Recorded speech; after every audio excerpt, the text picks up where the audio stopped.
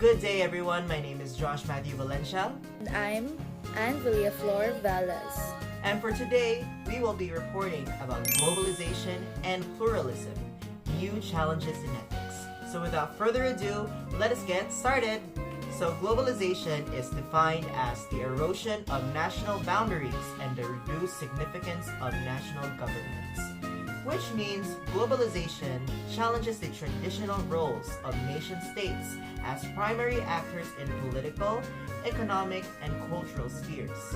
As goods, services, people, and ideas move more freely across borders, the influence of national governments diminishes, giving rise to shared global governance. Another definition of globalization is moving from a world with borders to a world without, which means this encapsulates the idea of a highly interconnected world where barriers to interaction, be they economic, cultural, or geographic, are increasingly removed, fostering a more integrated global community.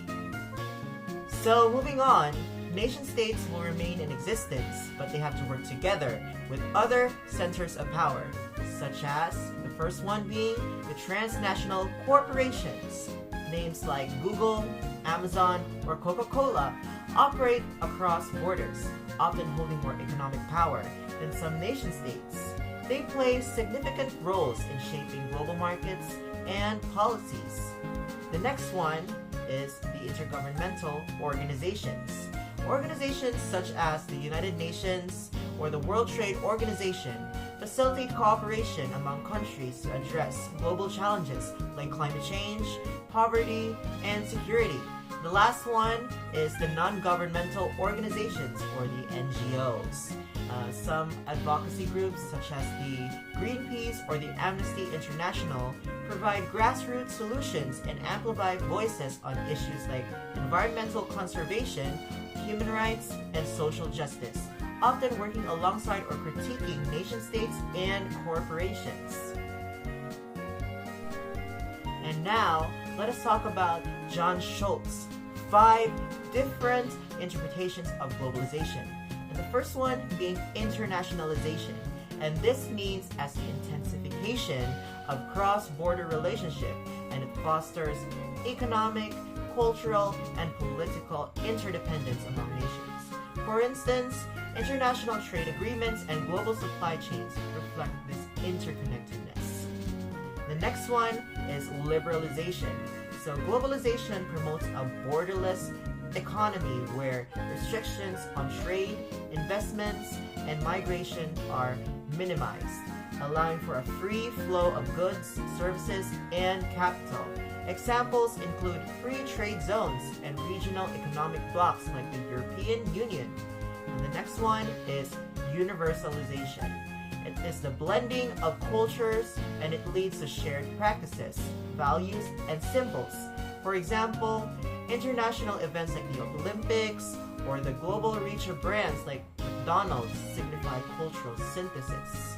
Moving on to the next two, which is the modernization or westernization, and this means as modern globalization spreads Western ideologies such as capitalism, democracy, and scientific innovation worldwide, like Hollywood movies, fast food chains, and Western technologies are often cited as examples of this influence.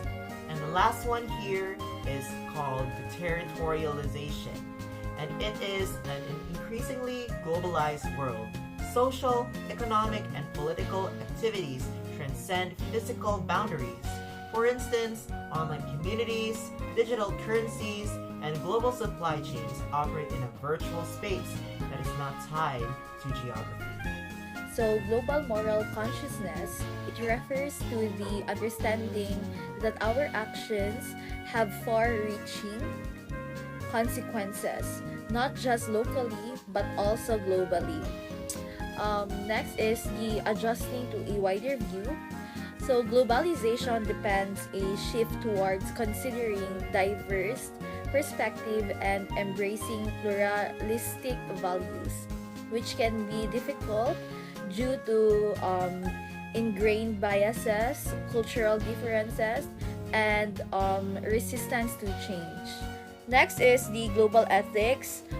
It includes the observance of global ethics, concerned with the critical ethical inquiry into the nature and justification of values and norms into various issues that arises such as world poverty and international aid.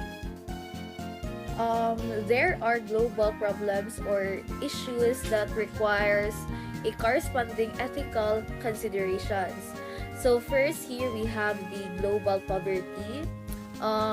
There is a moral obligation of wealthy nations to help the global poor, but it is not as simple as giving dole out or donations. Next, we have here the migration. People living in poor places or being ruled by oppressive, dictatorial, or tyrannical regime long to migrate to places where they believe life is better.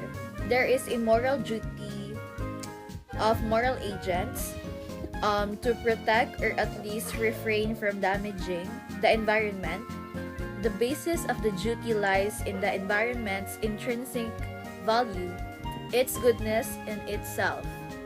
Then, it is also the biblical mandate to have dominion over the environment. Means responsible dominion, stewardship. In contrast, we have raped our environment. So pluralism is the recognition and affirmation of diversity within a political body, which permits the peaceful coexistence of different interests, conviction, and lifestyle.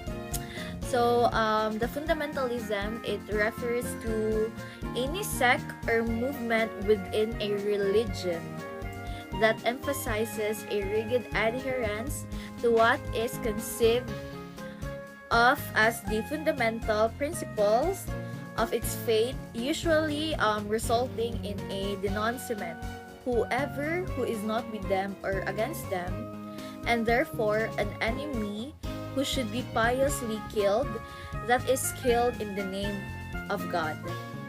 So that's all for our reporting, and thank you for listening.